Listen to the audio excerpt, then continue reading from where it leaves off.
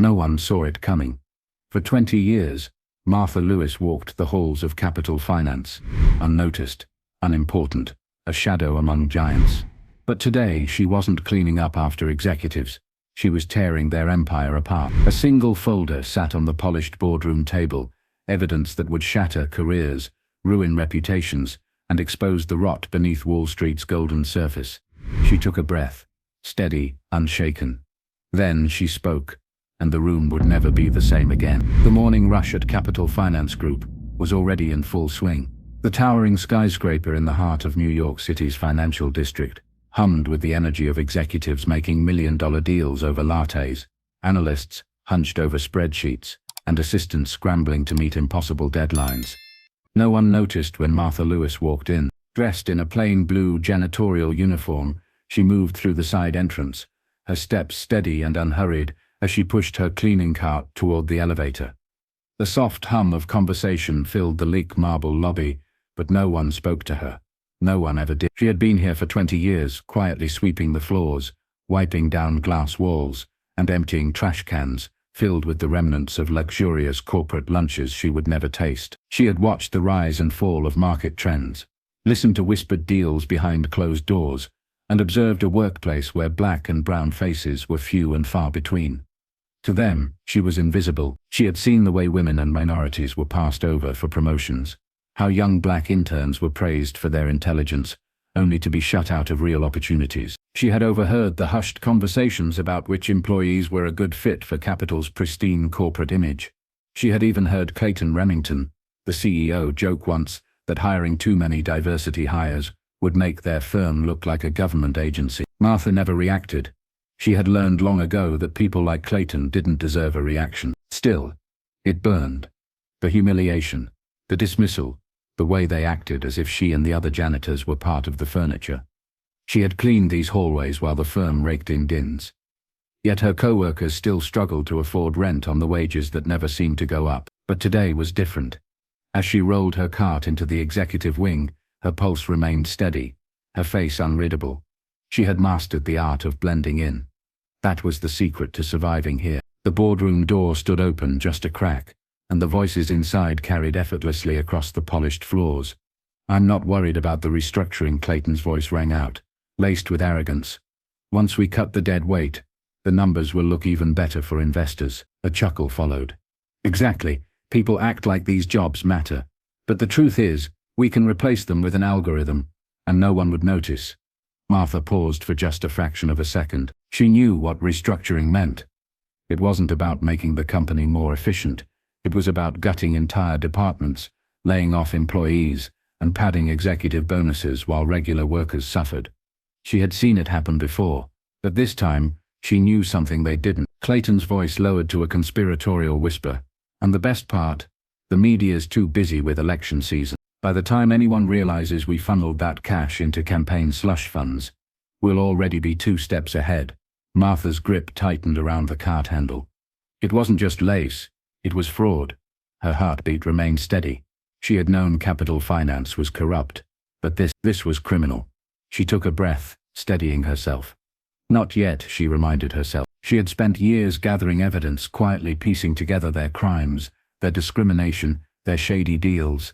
She had waited, watched, listened, because what Clayton and the rest of Capital Finance didn't know, what no one in this building knew, was that Martha wasn't just a janitor. She was the majority investor, and she was about to burn it all down. The night was quiet inside Capital Finance Group, but Martha Lewis had never been more awake. The executive floor was nearly empty, the last of the high-powered brokers and analysts having already gone home to their den houses and brownstones. Only the hum of fluorescent lights and the distant echo of a security guard's footsteps filled the air. Martha moved like she always did, silent, unnoticed, invisible. She wiped down the long glass conference table, where just hours ago Capital's most powerful men had plotted their next move, talking freely, never once considering the fact that the janitor in the room might be listening, because they never saw her. They had no idea she had spent the last decade watching, recording, remembering. They didn't know that every time she overheard a whispered deal or saw a document carelessly left on a desk, she tucked the information away like pieces of a puzzle. And tonight, the final piece had fallen into place. Martha reached into her uniform pocket and pulled out her phone. The screen lit up with a new text. Malik, we're in. Files confirmed. This is bigger than we thought. Martha's stomach tightened. She had expected corruption. She hadn't expected treason. Malik Thompson, her longtime friend and a top civil rights attorney, had been working with her for months, helping her build the case. Together they had uncovered a tangled web of financial crimes, bribes, and backdoor deals.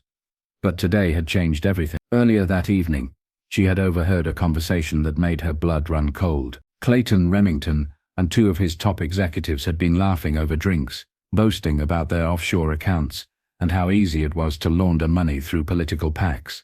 But the real shock had come when mentioned who was benefiting. It's not just about cutting costs, one of them had said. It's about keeping the right people in power. Clayton had smirked. Exactly. We fund the campaigns, they push the policies, and we get richer. It's a beautiful cycle. Another executive had chuckled. Hell! If we play this right, we won't have to worry about diversity quotas ruining our workforce. That little compliance stunt last year was bad enough. Martha had stopped mid-swipe of her mop, her body going still.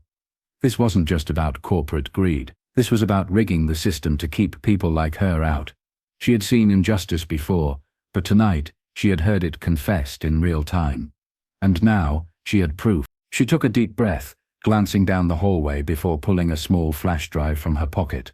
For months, she had been collecting evidence, waiting for the right moment to strike. The firm's fraudulent tax filings, illegal layoffs, and discriminatory hiring practices, it was all on this drive. But now she had something even bigger. She walked to Clayton's office, a sleek, glass-walled corner suite that overlooked the city skyline. The door was unlocked. Typical arrogance. She stepped inside and moved toward the desk, her fingers light against the surface. There it was, the folder. They had left it out, carelessly assuming no one would dare touch it. Martha flipped it open, her pulse quickening. Bank statements, offshore wire transfers, signed authorizations from Clayton himself. This was it. The smoking gun. She took a deep breath, snapping photos with her phone before tucking the folder back into place. Tomorrow she would walk into that boardroom, not as a janitor but as the majority investor of Capital Finance. And when she spoke, for the first time in 20 years, they would listen. The Capital Finance Group boardroom was a fortress of power, floor-to-ceiling windows, showcasing the New York skyline, a long mahogany table gleaming under the soft glow of recessed lighting. It was a place where fortunes were made, where men like Clayton Remington dictated the fate of thousands with a flick of a pen. And today Martha Lewis was going to tear it down. She entered quietly, as she always did, pushing her cleaning cart with the same steady hands that had scrubbed these floors for 20 years. The air smelled of leather, expensive cologne, and arrogance. At the head of the table, Clayton sat, leaning back in his chair, a self-satisfied smirk playing at the corner of his mouth.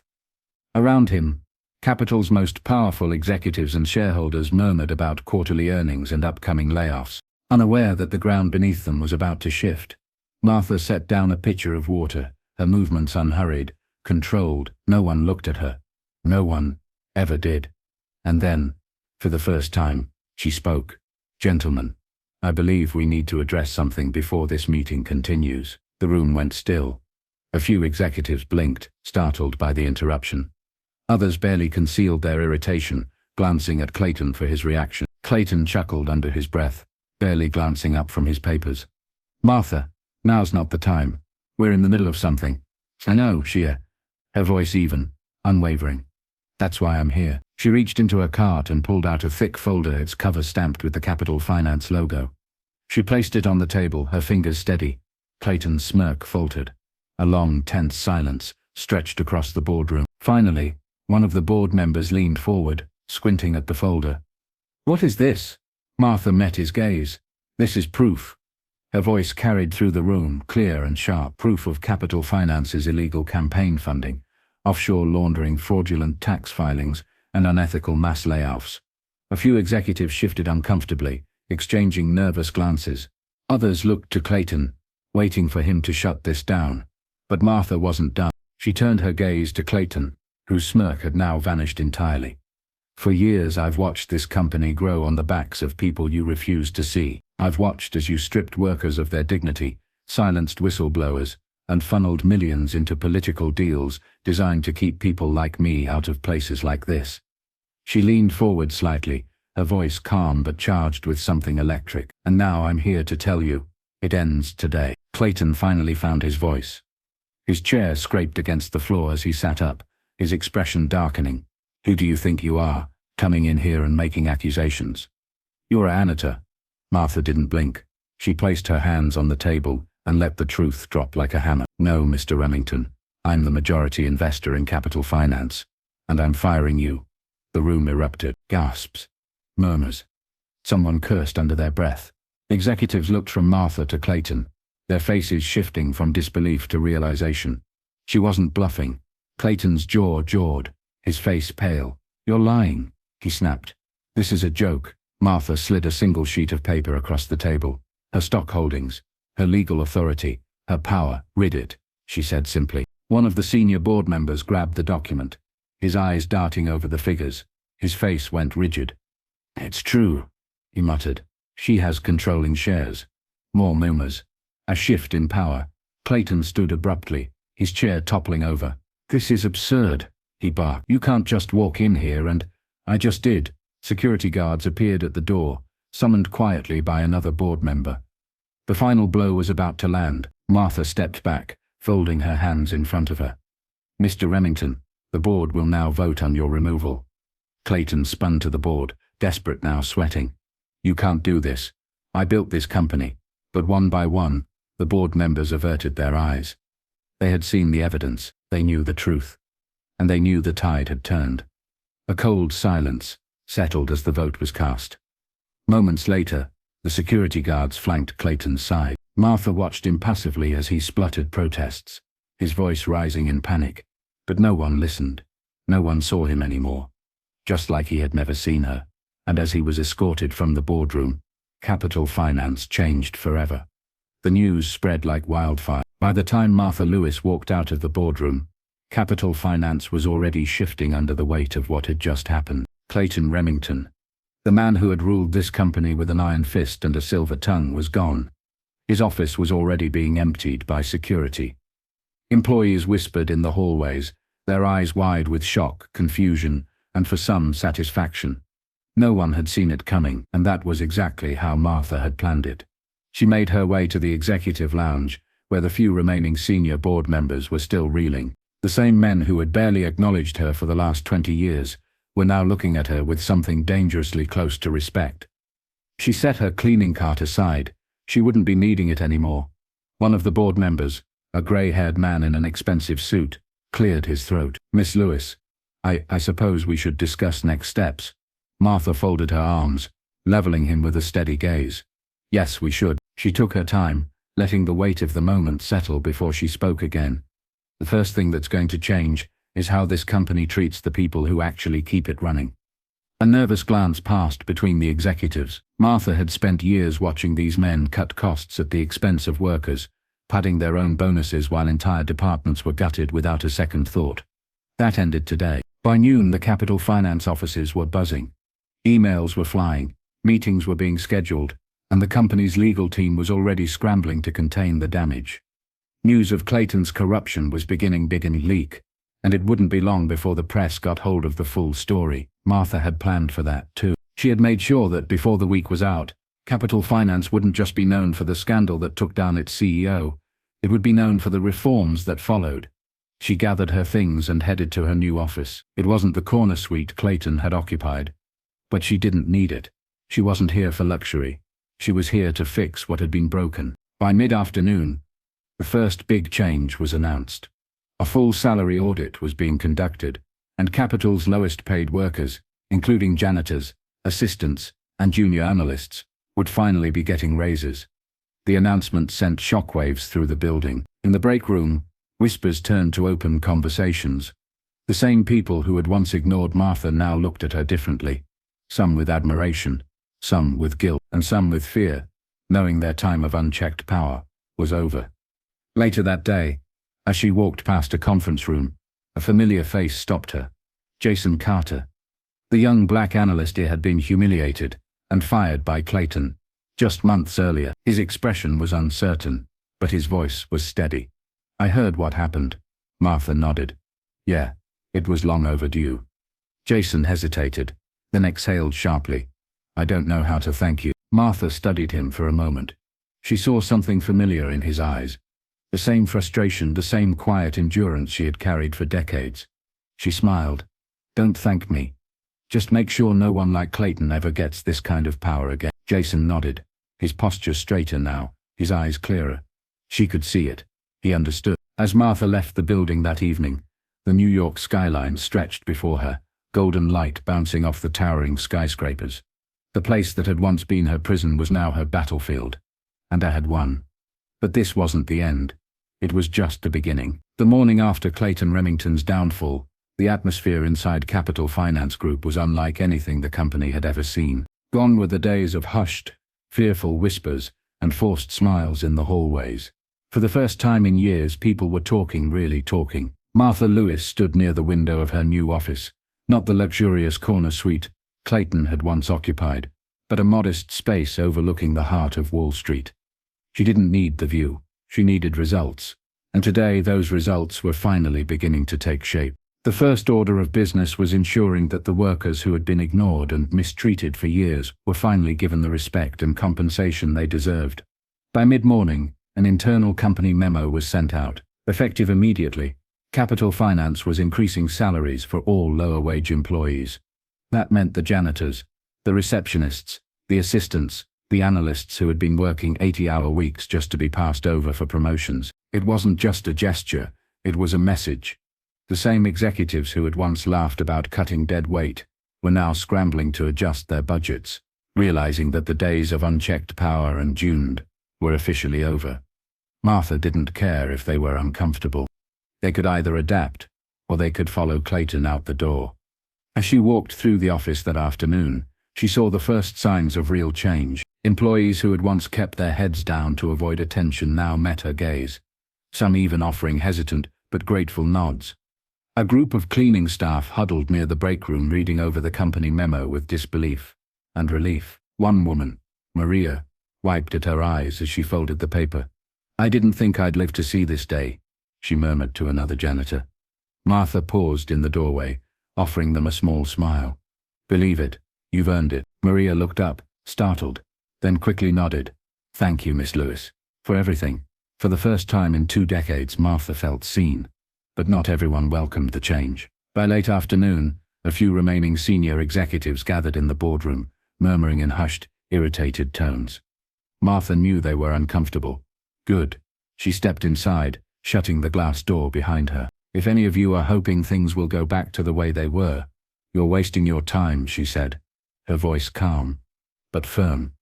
The men shifted in their seats, exchanging glances. One of them, James Coldwell, cleared his throat. He had been on the board for years, quietly complicit in Clayton's reign. We're just concerned about the company's image, Miss Lewis, he said smoothly. Change is good, but too much too fast. Martha cut him off. The company's image is exactly why we're here. The only difference now is that it actually means something. A silence settled over the room. Coldall's jaw tightened. The other board members avoided eye contact. They had no power here. Not anymore. Martha let the silence stretch before speaking again. You have 2 choices. She leaned forward slightly. You can either be part of this company's future, or you can step aside. Another long pause. Then, one by one, the executives slowly nodded. Capital Finance wasn't just under new leadership. It was becoming something they had never imagined it could be. A company that put people before profit. That evening, as Martha walked toward the elevator, she was stopped by a familiar face. Jason Carter, the young analyst who had once been humiliated and fired by Clayton, standing in front of her now, with a sense of confidence she hadn't seen in him before. I just wanted to say, thank you, he said, his voice sincere. Martha studied him for a moment. He had the same fire in his eyes she had carried for years, the fire of someone who refused to be overlooked any longer. She smiled. Just make sure no one ever has to fight this battle again. Jason nodded, his shoulders straight, his purpose clear. She watched him walk away, knowing that this was just the beginning. Capital Finance had been built on greed, arrogance, and silence. But now, it was being rebuilt on justice. A month after Clayton Remington's removal, Capital Finance Group was unrecognizable. The toxic culture that had thrived under his leadership is crumbling, replaced with something stronger: integrity. Martha Lewis, once a ghost in the system, had transformed into its most powerful force. The changes she had fought for, fair wages, ethical leadership, accountability, were now reality. Employees walked with confidence, no longer fearing the company they worked for. Diversity wasn't just a buzzword, it was policy. But Martha knew her job wasn't done. She wasn't here to toe in victory. She was here to ensure the past never repeated itself. One afternoon, as she stood outside the towering glass building, Jason Carter approached. "You changed everything," he said. Martha smiled. "No, we did." And with that, she walked forward, not fading into the background, but leading the way. How many times have we felt invisible, overlooked, or underestimated? How often do we stay silent, believing we have no power, when in reality, we're just waiting for the right moment to act? Martha reminds us that true strength isn't about who speaks the loudest. It's about who listens, learns, and knows exactly when to strike. In today's world where workplace injustices, corruption, and discrimination still exist, this story is a wake-up call. Change doesn't come from waiting. It comes from action. So stand up, speak out, use your power, no matter where you are. If you found this story inspiring, don't forget to like, share, and subscribe for more powerful stories that prove justice always finds a way.